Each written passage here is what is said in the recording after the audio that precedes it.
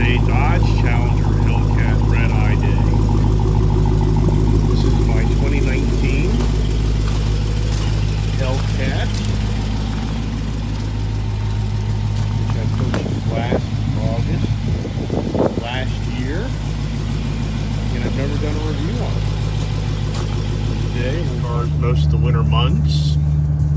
And now that spring's here, it's a time to get out the muscle cars, and that's what this car is. This car is definitely a muscle car, which is interesting how I own the GT500 Mustang as well, and there's a lot of debate about that being in the muscle car category versus we know the Dodge Hellcat is the muscle car. I mean, come on. We've got 797 horsepower in front of you right here, which this is actual Demon motor for those that really aren't into the whole Mopar Dodge product. A little information here for you. The Dodge Demon, which that was the hottest item back in 2018, fastest production quarter mile car you could buy. The following year, 2019, Dodge introduced the Redeye Challenger, which is using the Demon motor. And the Demon motor has an 840 horsepower capability with race gas. And the Redeye actually has that same exact motor.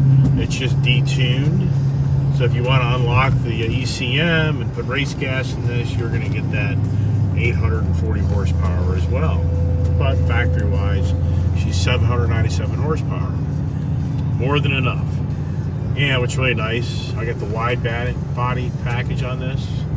And it is now, as far as driving around my GT500 Mustang, I spent a lot of time in that car this past month in March, and now driving my Hellcat, you know, there is definitely a big difference between the two cars. You know, the Challenger obviously is just a bigger car, but it isn't like huge bigger, but when you drive her, you can just feel, you know, how she's a heavier car, and you know, you're not going to do the free-spirited backroading that you're going to get out of the GT500. I mean, don't get me wrong, you can definitely take this car and have a lot of fun in it, but you can just feel the, you know, the platform. It's just a whole different car.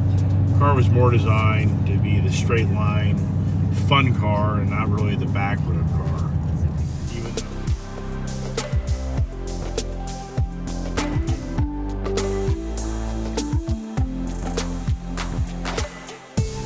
Now the Hellcat Redeye has the 8-speed auto, which that's a really nice setup. It has the paddle shifters, and then you have your SRT pages, which allows you to change. Right now, it's really nice about the layout of the car. You go to the SRT button here, and your screen here pops up your different infotainment information on how you want to select your drive settings, and it is definitely a difference on the car's performance as far as like the shifting capability, which you can see here, in the power, transmission, you know, so everything kind of changes. And I always put my traction control back on after I take it off. I just feel it's better to have traction control as you get into these cars. So now the car takes a little bit longer to shift, and that's the biggest thing you're going to notice out of the car in sport mode. And of course, when you go to track mode, it even gets even more aggressive on, because it's totally talking to everything.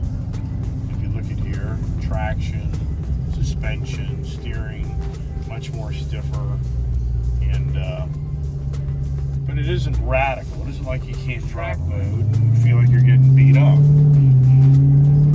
Versus some cars, you go to track mode and it does get just a little too radical. So you can probably hear now the engine noises a little bit more, but now it's definitely the suspension is stiffer. So it is a big, it is a huge, I should say huge difference in the feel as far as the car to being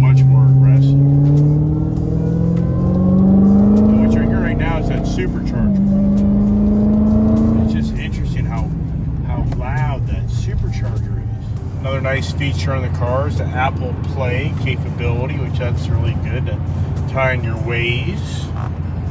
This car has the heated seats and cooling seats, if you look at that. And the controls panel there.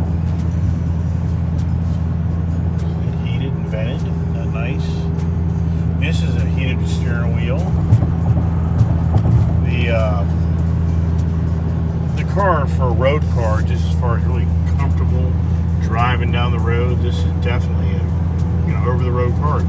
Could you go to here to California this car? Yeah, no doubt. It's just a really open road, nice footprint, good sized car that just really does a great job. Now, what's interesting is the fuel mileage.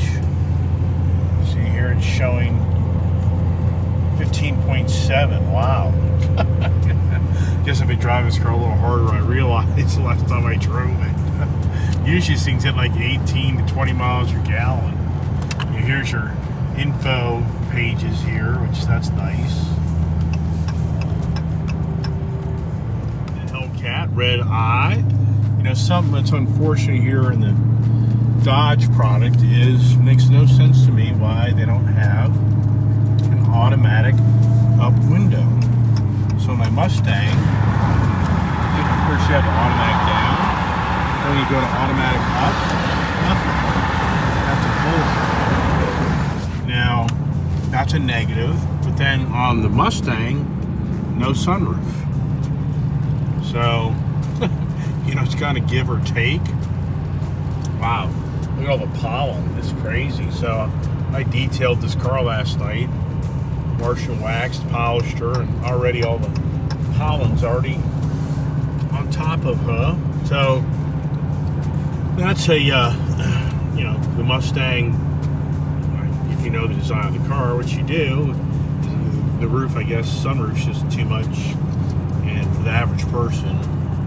I know the muscle car guys and the pony guys, but yeah, whatever, who cares? Do you really need a sunroof? If you want a sunroof, just buy a Mustang convertible, right? But you can't do that in a Dodge Challenger unless you ship it off somewhere and have somebody butcher all up for you. Now, the material of the Dodge dash has kind of been a running joke. Is that, reused, recyclable tires there in your dash. So for Dodge, I've always felt like that's kind of just mediocre, not the greatest. They did clean up a little bit from a few years ago, but still, I think Ford does a much better job on that. Just a really great cruising car. Here we're at 66 and we're at like 1500 RPMs. This is a so-called 200 mile an hour car, but it's a Speedo 220. You can definitely feel that because of the low rear end gears. I've owned the 2014 Dodge Challenger RT. When I bought that back in 2014, it had the 5.7 like 350 or 375 horsepower motor, and I thought, wow, this thing hauls tail, man. This thing's awesome.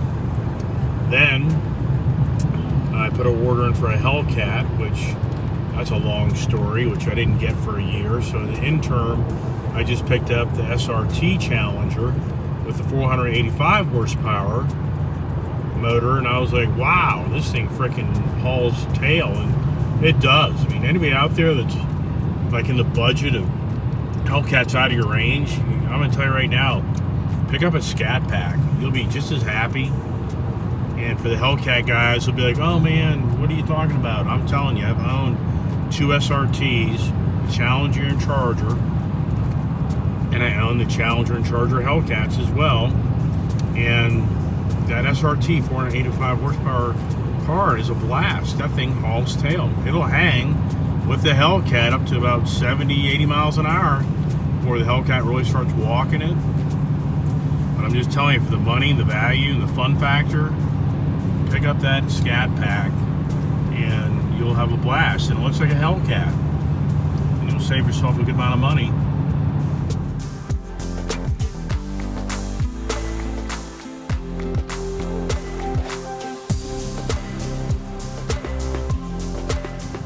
mean, even for me, I had the 2016 Hellcat Challenger, 2016 Hellcat Charger, and I got rid of those back in 2018 because I was thinking that they would have something coming out bigger and badder than the Demon motor, meaning you'd have a 900 horsepower. It could have been the Demon motor, but I thought they were going 900 plus.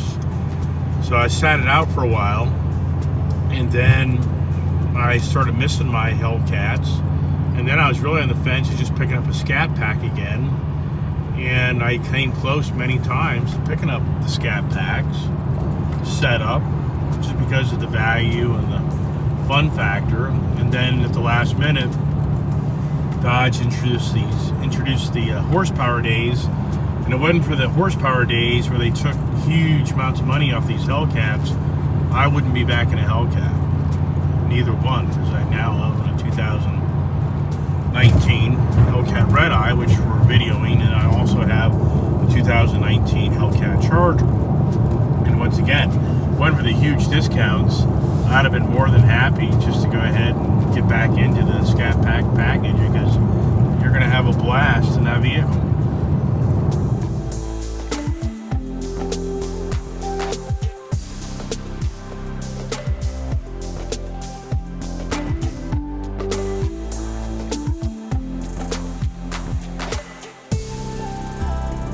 A real big difference in my Challengers, or I should say the Hellcats, Charger and Challenger, versus my Mustangs. And I have the Mustang Bullet 6-speed manual. I have the Mustang 19 GT 5.0 10-speed auto, and I have the GT 500. And what I notice in the automatic side of the Mustangs, they have a much more aggressive downshifting. So, and then you have the rev matching in the 6-speed manual. But if we're talking about the automatics, which that's the point of the discussion here, is that the Mustang, I think Ford did a better job on the autos of having more interactive feel of the performance. The Hellcats just don't give you that big, when you the car goes from 70, 80 miles an hour and you're downshifting or whatever you're doing in the car, 50, 40, back roads, you don't get that same response out of the car of downshifting. And I'm talking about the 10-speed auto, and I'm talking about that 7-speed dual clutch transmission. So Ford just has a better programming in the transmission over the Dodge. So the Ford, in my eyes, has a more fun factor in that aspect.